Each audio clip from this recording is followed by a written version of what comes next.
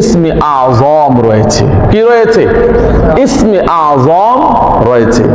ইসমে আযম কি? ইসিম শব্দের অর্থ হলো নাম, আযম শব্দের অর্থ হলো মহান। ইসমে আযম, আল্লাহ তাআলার মহান নাম কি বলা হয়?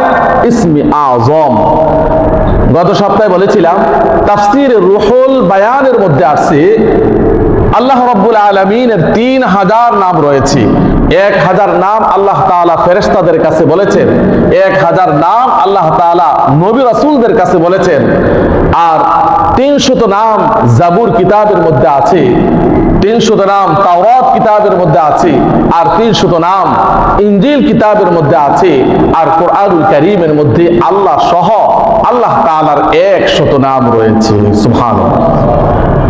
এই 100 নামের মধ্যে একটি হচ্ছে আল্লাহ তাআলার জাতি নাম, সেটা হলো আল্লাহ।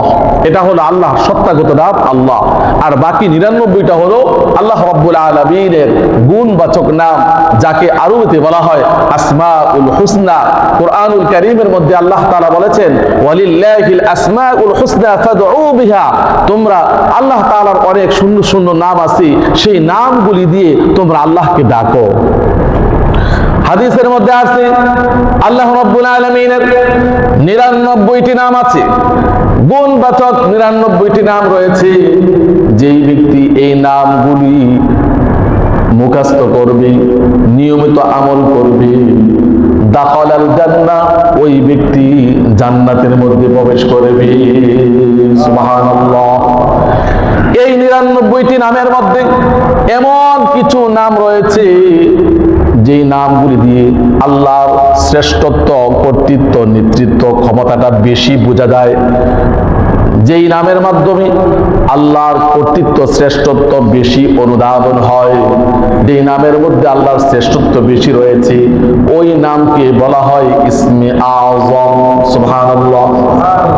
কোরআনুল কারীমের মধ্যে ইসমে আযম 3 জায়গার মধ্যে রয়েছে। ইসমে আযম সম্পর্কে অনেকে অনেক মত বলেছেন, তবে সবাই একমত এই ব্যাপারে আল হাইয়ুল কাইয়ুম হলো ইসমে আযম। সুবহানাল্লাহ। আল হাইয়ুল কাইয়ুম হলো ইসমে আযম।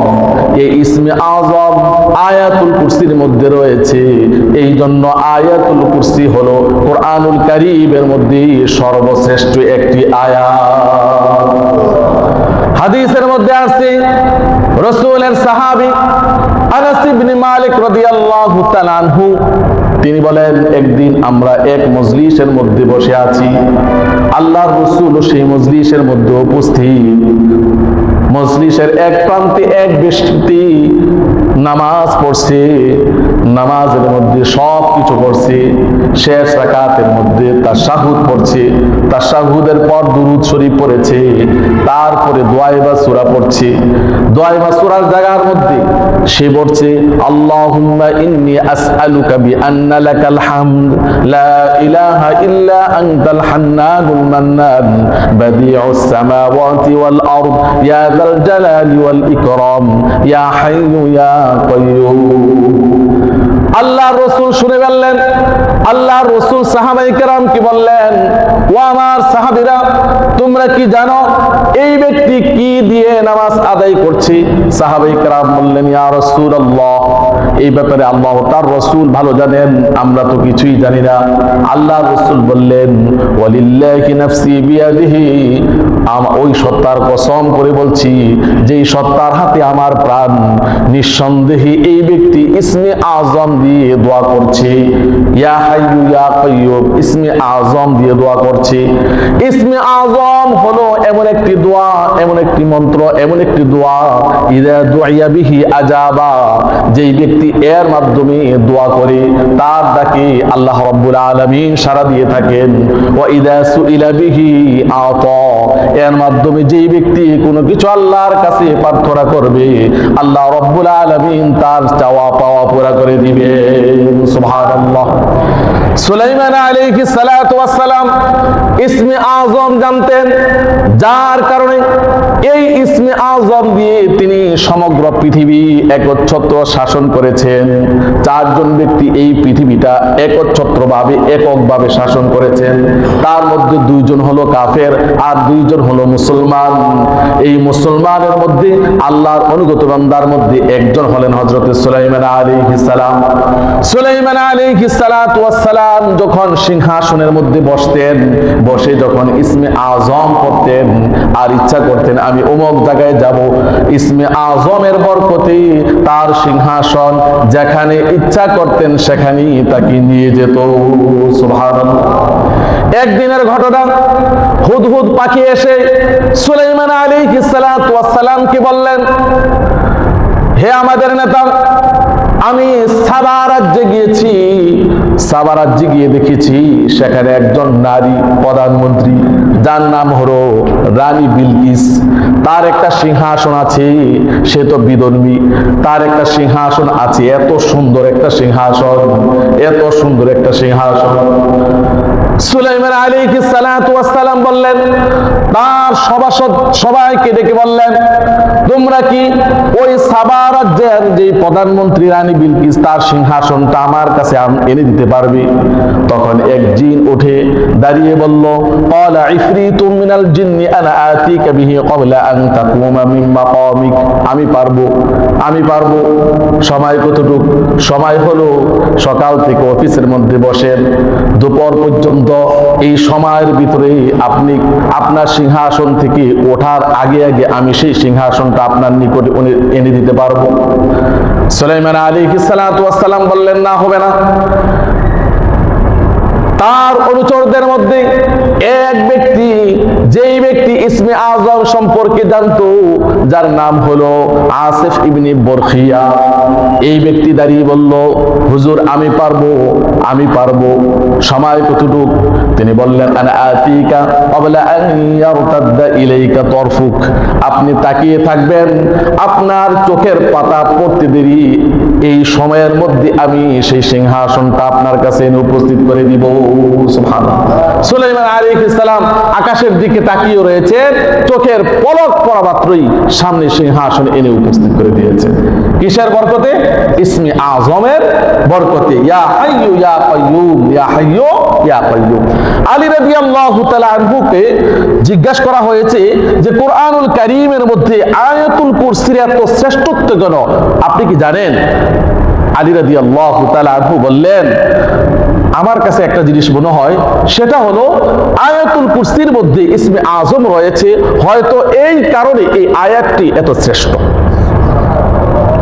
আমি ইসমে আজমের একটি প্রক্রিয়া আল্লাহ তাআলার হাবিবের কাছ থেকে চাক্ষুষ আমি দেখেছি। সেটা কি? বদরের যুদ্ধে মুসলমানরা বিজয় হয়েছে, কাফেররা পরাস্ত হয়েছে, অথচ মুসলমানদের সংখ্যা ছিল 313 জন আর কাফেরদের সংখ্যা ছিল 1000 জন। কয় হাজার? 1000 জন। আলী রাদিয়াল্লাহু তাআলা আনহু বললেন, আমরা বদরের যুদ্ধে গিয়েছি, আল্লাহর রাসূল ময়দানে আমাদেরকে যুদ্ধের জন্য নামিয়ে দিয়ে তিনি একান্তে নিজ তাঁবুর মধ্যে এসে সেজদার মধ্যে পড়ে তিনি ইসমে আজম দিয়ে আল্লাহর কাছে দোয়া শুরু করলেন, ইয়া হাইয়ু ইয়া কাইয়ুম বিরহমাতিকা নাস্তাগীস, ইয়া হাইয়ু ইয়া কাইয়ুম বিরহমাতিকা নাস্তাগীস। তুমি যদি আজকে আমাদেরকে বিজয় না দাও তাহলে পৃথিবীর থেকে চিরতরে ইসলামকে একবারে নিশ্চিহ্ন হয়ে যাবে, অতএব তুমি আমাদেরকে আজকে বিজয় দিতেই হবে। এভাবে করে ইসমে আজম দিয়ে দোয়া করছেন। আলী রাদিয়াল্লাহু তাআলা আনহু বলেন, যুদ্ধ করছি, আবার মাঝে মাঝে আল্লাহর রাসূলের তাঁবুর মধ্যে এসে চুকি মেরে দেখছে আল্লাহর রাসূল কি করেন, না কাফেররা আক্রমণ করছে, আল্লাহর রাসূল অক্ষত অবস্থায় আছেন কিনা, সুস্থ আছেন কিনা। আমি যতবার আল্লাহর রাসূলকে দেখার জন্য এসেছি, যতবার আমি শুনেছি, ততবার আমি দেখেছি এবং শুনেছি আল্লাহর রাসূল সেজদার মধ্যে গিয়ে ইসমে আজম দিয়ে আল্লাহ রাব্বুল আলামিনের কাছে প্রার্থনা করছেন। সুবহানাল্লাহ। বদরের যুদ্ধে আমরা বিজয় হয়েছি, মুসলমানরা বিজয় হয়েছে, আর কাফেররা একেবারে তারা নিশ্চিহ্ন হওয়ার পথে। কাফেরদের মধ্যে 70 জন জাহান্নামী হয়ে গেছে, আর 70 জন মুসলমানদের হাতে ধরা পড়ে গিয়েছে। হযরত জিবরাইল আলাইহিস সালাতু ওয়াস সালাম এসে উপস্থিত। ইয়া রাসূলুল্লাহ, আপনি মাথা উঠান, আপনি মাথা উঠান, আমরাই বিজয় হয়ে গেছি, আপনি বিজয় হয়ে গেছেন, আপনি মাথা উঠান। 4000 জন ফেরেশতা আল্লাহ রাব্বুল আলামিন আমার মাধ্যমে দিয়েছেন। আপনাদের পক্ষ হয়ে এই ময়দানের মধ্যে আমরা যুদ্ধ করেছি। আরো 5000 রেডি ছিল, কিন্তু তা আসার প্রয়োজন হয় না। এর আগেই আল্লাহ তাআলা আমাদেরকে বিজয় দিয়ে দিয়েছেন। আপনি মাথা উঠান, মাথা উঠান। 4000 ফেরেশতা নিয়ে এসেছি। আল্লাহর রাসূল বললেন, তুমি এসেছ, মিকাইল আসেনি? না। আজরাইল আসেনি? না। ইসরাফিল আসেনি? না।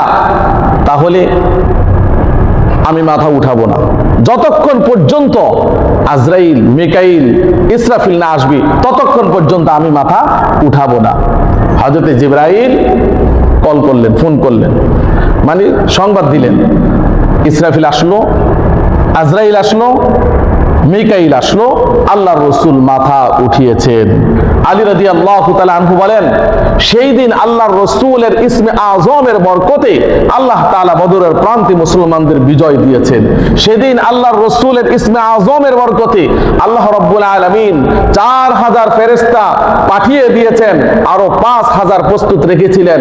সেদিন আল্লাহর রাসূলের ইসমে আযমের বরকতে আল্লাহ রাব্বুল আলামিন প্রধান প্রধান ফেরেশতাদেরকে বদরের প্রান্তে এনে উপস্থিত করেছেন। সুবহানাল্লাহ। এটা হলো ইসমে আযম। ইসমে আযম আয়াতুল কুরসির মধ্যে আছে। এই জন্য মনে হয় আলী রাদিয়াল্লাহু তাআলা আনহু বলেন, এই জন্য মনে হয় আয়াতুল কুরসি অন্যান্য আয়াতের তুলনায় অনেক শ্রেষ্ঠ এবং মর্যাদাপূর্ণ। সুবহানাল্লাহ।